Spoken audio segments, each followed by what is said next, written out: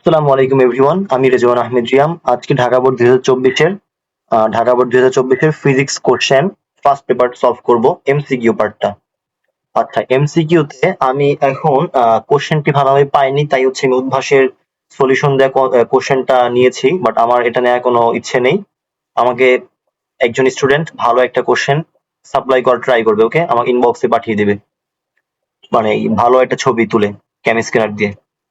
So উদ্ভাসের solution নিচ্ছি। So এটা আমার এরকম না যে উদ্ভাসের সলিউশন কপি করার কোনো ইচ্ছা, আমার হচ্ছে ফার্স্ট পেপার কোশ্চেন আমি হচ্ছে এরকম না যে অন্যান্য ভিডিও মতো যে ক এটার খ এটার খ এটার গ এরকম করে সলভ করবো। আমি হচ্ছে একটু বিস্তৃত করবো বা এক্সপ্লেইন করবো আর কি কোনটা কিভাবে হয়েছে। ওকে, সো আমরা যদি প্রথম কোশ্চেনে চলে যাই, বলেছে যে প্রথম কোশ্চেনে কি বলেছে, নিম্নের চিত্র দুটিতে 1 কেজি ভর এবং 1 মিটার দৈর্ঘ্যের একটি সুষম দণ্ড এবি এর লম্বগামী অক্ষ এক্স ওয়াই সাপেক্ষে ঘুরছে। বলেছে চিত্র 1 ও চিত্র 2 এ উল্লেখিত দণ্ডের জড়তার ভ্রামকদের অনুপাত বের করো। জড়তার ভ্রামকদের অনুপাত বের করতে বলেছে। আমরা জানি যে লাঠির একবার প্রান্তবিন্দুগামী অক্ষের সাপেক্ষে জড়তার ভ্রামক হচ্ছে কত বলতো, 1/3 ml স্কয়ার, আর এখানে কত 1/12 ml স্কয়ার। এটা ভরকেন্দ্রগামী বিন্দুর সাপেক্ষে। ওকে, তাহলে আমাদের এইটার অনুপাত কি হবে? উপরে থাকবে 1/3 ml স্কয়ার ডিভাইড বাই নিচে থাকবে কি 1/12 ml স্কয়ার। ml স্কয়ার কেটে দিব, উপরে 12 চলে যাবে, নিচে 3 চলে যাবে, তাহলে কত আসবে 4/1। তাহলে আমাদের আনসার কি 4:1। ওকে, দেখো কত সহজ ম্যাথ ছিল। চিত্র 1 অনুযায়ী দণ্ডটির চক্রগতি ব্যাসার্ধ মান কত? আচ্ছা, চক্রগতি ব্যাসার্ধ আমরা কিভাবে বের করি? mk square. mk স্কয়ার সমান কি বলি? চিত্র 1 বলেছে, তার মানে হাফ ml স্কয়ার। m কেটে যাবে, k সমান কি আসবে? l/√3। l/√3, তাহলে आंसर কি বি। এরপরে কি বলেছে, কেন্দ্রমুখী বল দ্বারা কৃত কাজ কত? কেন্দ্রমুখী বল দ্বারা কৃত কাজ শূন্য। কেন শূন্য? কারণ আমরা জানি কেন্দ্রমুখী বল যখন কাজ করে এই দিকে কেন্দ্র বরাবর, তখন সরণ ঘটে কোন দিকে? স্পর্শক বরাবর। সরণ ঘটে কোন দিকে? স্পর্শক বরাবর। এদিকে এফ, এদিকে এস, এদিকে এফ, এদিকে এস। যখন এদিকে এফ এদিকে এস থাকে তখন W সমান কি আসে? W সমান F ডট S আসে। W সমান F ডট S মানে কি? F S cos 90। cos 90 মানে 0। তাহলে কাজ কত আসবে? 0 আসবে। ক্ষমতার একক কত? ক্ষমতার একক ওয়াট, ক্ষমতার একক জুল পার সেকেন্ড, ক্ষমতার একক আর্ক পার সেকেন্ড। তিনটাই কিভাবে হলো? ওয়াট তো তোমরা সবাই জানো, ওয়াট সমান কি? W সমান কি আমরা জানি, সরি, P সমান কি? ক্ষমতার ক্ষমতা কি? P সমান কি? W by T। W মানে কি? জুল, আর T মানে কি? সেকেন্ড। তাহলে জুল পার সেকেন্ড। এরপরে আমরা জানি কি জুল হচ্ছে এসআই একক, আর আর্গ হচ্ছে কি সিজিএস একক। তাহলে জুল যা আর্গ তাই, বাট মানে একটা এসআই আর একটা সিজিএস, সো জুল হলে আর্গ হবে। তাহলে joule per second, watt per watt এবং আর্গ পার সেকেন্ড তিনটাই হবে। 1, 2 ও 3। একটি ক্রেন 100 কেজি ভরের একটি ব্লককে 0.1 মিটার পার সেকেন্ড ধ্রুববেগে উপরে তুলছে। ক্রেনটির ক্ষমতা কত? আমরা জানি কি P equals to F V. তাহলে এফ মানে কত আমাদের? 100 কেজি, 100 ইন্টু 9.8 হবে। কেন? কারণ আমাদের যে ক্রেনটা, সেটা এই যে ক্রেনটা কত বল দিলে উপরের দিকে যাবে বলতো? তার ওজনের সমান, মিনিমাম তার ওজনের সমান বল দিলে উপরের দিকে যাবে। তাহলে তার ওজন কত? 100 ইন্টু 9.8 ইন্টু 0.1 হচ্ছে কি পি হবে। কেন? কারণ এফ ইন্টু ভি, এফ এর মান 100 ইন্টু 9.8 আর ভি এর মান 0.1। তাহলে অ্যান্সার কত আসবে? 98 ওয়াট। ওকে, এটা হচ্ছে আমাদের 5 নাম্বার এমসিকিউ ছিল। 6 নাম্বার এমসিকিউ কি বলেছে, মহাকর্ষীয় বিভবের একক কত? মহাকর্ষীয় বিভব আমরা জানি V equals to W divided by M। W একক কত? জুল, আর M এর একক কত? কেজি। তাহলে জুল পার KG, joule per KG. Answer কি সি। শুষ্ক ও সিক্ত বাল্ব হাইগ্রোমিটারে থার্মোমিটার দুটির পাঠের পার্থক্য হঠাৎ কমতে থাকলে বুঝতে হবে কি? হঠাৎ কমছে। হঠাৎ কি বলেছে দেখো তো? এটা কিন্তু ইসাক স্যারের বই সুন্দর করে গুছিয়ে দেওয়া আছে কয়েকটা কেস। তো আমি বলবো যে ইসাক স্যারের বই থেকে পড়ে নিবে, বাট আমি তোমাকে সলভ করে দিচ্ছি এখন। হঠাৎ কমছে বলেছে। হঠাৎ বললে বায়ুতে জলীয় বাষ্পের পরিমাণ হঠাৎ বেড়ে যাবে। হ্যাঁ, হঠাৎ বেড়ে যাবে। হঠাৎ জলীয় বাষ্প বেড়ে যাবে। জলীয় বাষ্প কি হবে? বেড়ে যাবে। বাট ঝড় বৃষ্টির সম্ভাবনা কি রয়েছে? হ্যাঁ, হঠাৎ যেহেতু কমে গেছে তাহলে ঝড় বৃষ্টির সম্ভাবনা রয়েছে। আবহাওয়া শুষ্ক থাকবে না, আবহাওয়া শুষ্ক থাকবে না। দেখো এমসিকিউ কিন্তু এভাবে সলভ করা যাচ্ছে যে এটা হবে না, এটা না হলে কিন্তু কোনটা হবে? 1 আর 2 হবে। আবহাওয়া তো শুষ্ক থাকবে না, এটা দেখেই বলা যাচ্ছে। তাহলে 1 আর 2 হবে। ওকে, এরপর বলেছে কোন আদর্শ গ্যাসের তিনটি অণুর বেগ 15 metre per second, 20 metre per second ও 25 মিটার পার সেকেন্ড। গ্যাসের অণুসমূহের ক্ষেত্রে গড় বেগ, বর্গবেগ, মূল গড় বর্গবেগ তিনটি গুরুত্বপূর্ণ রাশি। গ্যাস অণুগুলোর মূল গড় বর্গবেগ এর মান কত? মূল গড় বর্গবেগ এটা মান কি? CRMS, মানে লাস্টেরটা। তো লাস্টেরটা আমরা কিভাবে বের করবো? আমরা প্রথমে অণুগুলোর গড় বর্গ করব। 15 স্কয়ার, 20 স্কয়ার, 25 স্কয়ার। এরপরে কি করব, গড় করব, এরপরে কি করব, রুট করব। এটা মান কত আসবে আমাদের 20.41 মিটার পার সেকেন্ড। ওকে, এটা কি আসলো আমাদের মূল গড় বর্গবেগ। মূল গড় বর্গবেগ আর সিআরএম এর সেম।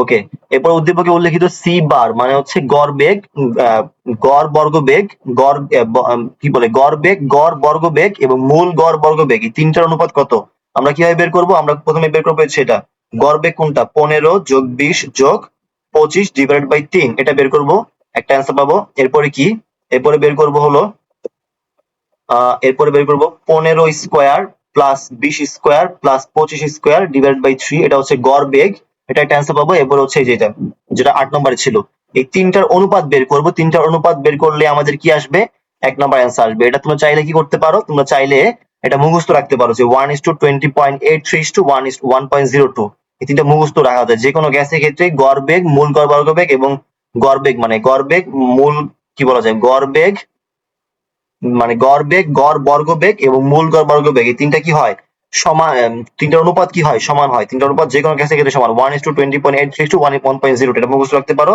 অথবা যদি মুখস্থ না থাকে তাহলে পরীক্ষা হলে হবে বের করে অনুপাত করে নিলে হবে। সরি, কোথায় চলে গেল,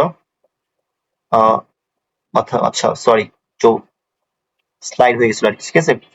ওকে, আমরা এখন 10 নম্বর কোশ্চেনে চলে যাই। 10 নম্বর কোশ্চেন বলেছে সরল সন্ধিত স্পন্দন বিশিষ্ট কোন কণার বারবার স্পন্দিত হবার কারণ কি? বারবার স্পন্দিত হবে কেন বলতো? গতি জড়তার কারণে এবং প্রত্যেনী বলের কারণে। স্থিতি জড়তা কি হবে? না, হবে না। আচ্ছা, বলেছে যে বারবার স্পন্দিত, স্পন্দিত মানে কি? গতি। স্পন্দন মানে কি? গতি। গতির কারণে হবে এবং গতি জড়তা কার কারণে হয়? এটা বলের কারণে হয়। গতি জড়তা কার কারণে হয়? এটা বলের কারণে হয়। বলেছিল না নিউটন, নিউটন কি বলেছিল দ্বিতীয় সূত্রে, যে একটা বস্তু, সরি প্রথম সূত্রে কি বলেছিল, একটা বস্তু যখন বল প্রয়োগ না করলে বা বাহ্যিক কোনো বল প্রয়োগ না করলে স্থির বস্তু স্থির থাকবে, সেটাকে বলা হয় কি? স্থির জড়তা। গতিশীল বস্তু গতিশীল থাকবে, তাকে বলা হয় কি? গতি জড়তা। তার মানে বল প্রয়োগ করলে একটা বস্তু গতিশীল হবে, তাহলে প্রত্যেনী বল থাকবে অবশ্যই এবং গতি জড়তা থাকবে। যেহেতু বস্তুটা গতিশীল তাহলে অবশ্যই স্থিতি জড়তা থাকবে না। যদি বলতো বস্তুটা স্থির হচ্ছে কেন, তাহলে স্থিতি জড়তা হতো। তাহলে অ্যান্সার কি হবে? 2 আর 3, তার মানে গ নাম্বার। ওকে, তারপর আমরা চলে যাব হচ্ছে 11 নম্বর কোশ্চেনে। 11 নম্বর কোশ্চেনটা আমাদের কি বলেছে, একটু জুম করে নিই আমরা। 11 নম্বর কোশ্চেন আমাদের একটু মিস্টেক ছিল বোর্ডে। সো মিস্টেকটা কি ছিল, যে বলেছিল যে এখানে ওয়াই স্কয়ারের সমীকরণ দেওয়া আছে, বাট এটা ওয়াই স্কয়ার হবে না, এখানে ওয়াই হবে। সো কি হবে, y = 10 sin π/15 * t + ল্যামডা বা ডেল্টা যেটাই বলো। কণাটির কৌণিক কম্পাঙ্ক নির্ণয় করো। কৌণিক কম্পাঙ্ক আমরা কি জানি, y = a sin omega t plus delta. So আমরা জানি ওমেগা হচ্ছে আমাদের কৌণিক কম্পাঙ্ক, তাহলে টি এর সাথে যেটা সহগ সেটাকে আমরা কি বলি? কৌণিক কম্পাঙ্ক। তাহলে π/15 আমাদের রেডিয়ান পার সেকেন্ড। ওকে, কণার সর্বোচ্চ বেগ কত? আমরা জানি সর্বোচ্চ বেগ v max সমান ওমেগা a। ওমেগা মান কত? π/15 এর মান কত আমাদের 10। তাহলে π/15 * 10 কত আমাদের? 2.09 মিটার পার সেকেন্ড। ওকে, এরপরে কি বলেছে, কণার সর্বোচ্চ বেগ হয়ে গেছে। কোন পদার্থের অণুগুলোর মধ্যে নিট বল শূন্য হয় কখন? একটা বস্তুর মধ্যে একটা বস্তু কম্প্রেশন হয় কখন? যখন এদের মধ্যবর্তী যে অন্তঃব্যাসার্ধটা সেটা যখন কি বলা যায়, বাহ্যিক ব্যাসার্ধ যখন অন্তঃব্যাসার্ধের চেয়ে কমে যায়। সো একটা বস্তু যখন ভারসাম্য থাকে মানে নিউট্রাল অবস্থা থাকে তখন কি হয়? এখানে বলছে কোন বস্তুর কোন পদার্থের অণুগুলোর মধ্যে নিট বল শূন্য হয় যখন r = r0 হবে, তখন কি ভারসাম্য থাকবে। এটা পাবে কোথায়? এটা পাবে হচ্ছে পদার্থের গাঠনিক ধর্ম এই চ্যাপ্টারে, যখন হচ্ছে স্থিতিস্থাপক গুণাঙ্ক পড়বে তখন গ্রাফ করার সময় আমাদের যে গ্রাফ গুলো থাকে তখন এই চার্টটা দেখবে যে একটা পয়েন্ট থাকে যেখানে r = r0 থাকে আর কি। তো সেখান থেকে কোশ্চেনটা করা হয়েছে। কোন পদার্থের মুখস্থ রেখে হচ্ছে কোন পদার্থের অণুগুলোর মধ্যে নিট বল শূন্য হয় কখন? যখন r = r0 হয়। কি হয়? r0 হয়। একটি তারের প্রস্থচ্ছেদের ক্ষেত্রফল 2 মিলিমিটার স্কয়ার এবং অসহ ভার 100 কেজি। তারের অসহ পীড়ন কত?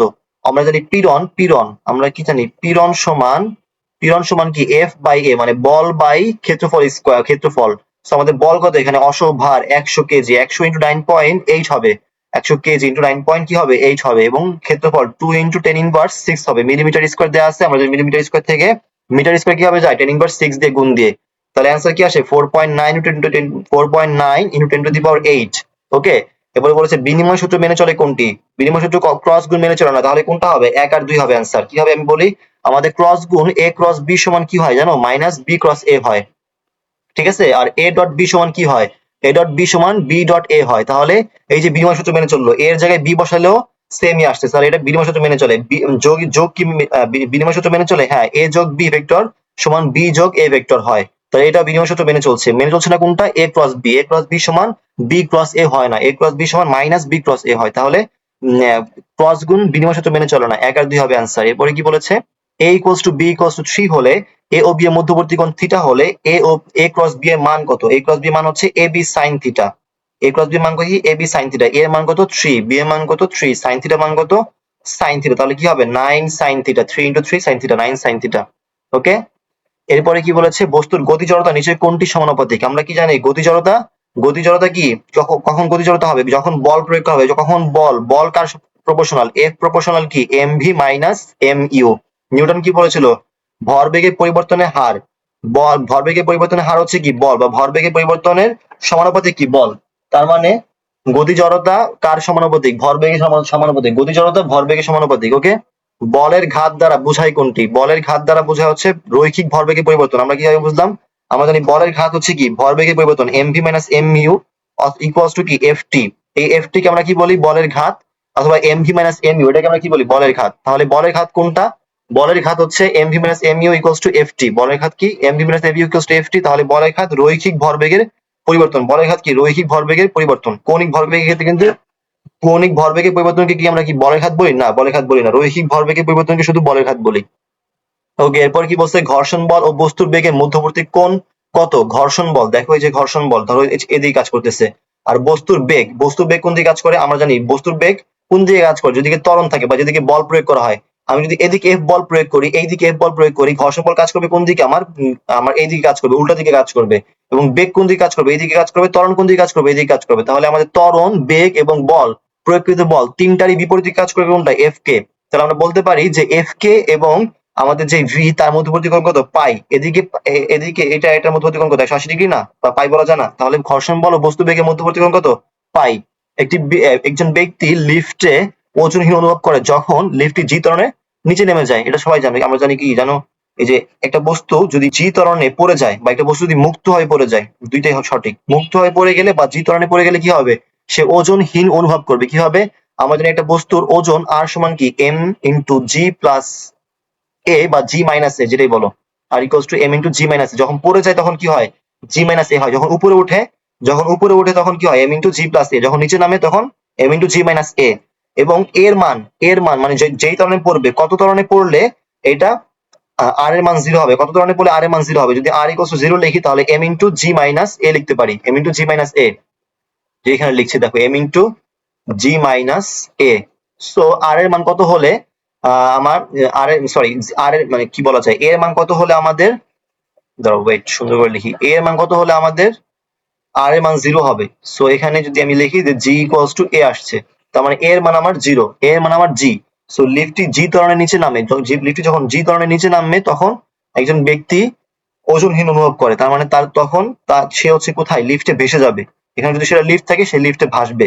মহাকাশে যেমন মানুষ ভাসে বা মহাকাশযান ভাসে, বা হচ্ছে মানে কি বলা যায়, কোনো ফোর্স প্রয়োগ করতে পারে না, তেমনি হচ্ছে লিফটে সেই ব্যক্তি ভাসবে বা ওজনহীন অনুভব করবে।